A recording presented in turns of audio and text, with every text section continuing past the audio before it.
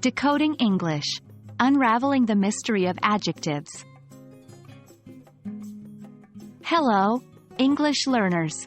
In today's video, we're going to delve into an essential part of English grammar, adjectives. Now, what is an adjective? An adjective is a word that describes or modifies another person or thing in a sentence. They make our sentences more vivid and interesting.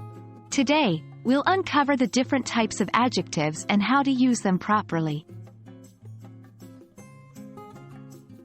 Let's start with descriptive adjectives.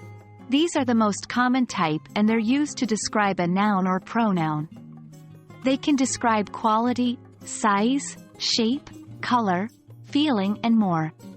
For example, in the sentence, "She has a beautiful blue dress," beautiful and blue are descriptive adjectives. Next up, we have quantitative adjectives. They are used to describe the quantity or degree of something. For example, in the sentence, "I have 5 apples," 5 is a quantitative adjective because it describes the number of apples. Then, we have demonstrative adjectives. They are used to point out or show specific things. Words like this, that, these, and those are demonstrative adjectives. For example, in the sentence, "This book is mine," this is a demonstrative adjective.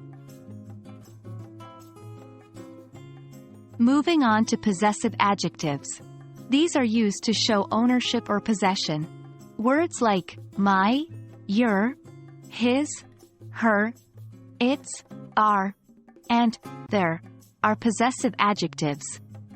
For example, in the sentence, "That is her car," her is a possessive adjective. And finally, we have interrogative adjectives. These are used with nouns to ask questions. Words like which, what, and whose are interrogative adjectives. For example, in the question, "Which color do you prefer?" which is an interrogative adjective. So, there you have it, the fascinating world of adjectives. By understanding these types and how they function, you can make your English writing and speaking more descriptive, precise, and engaging.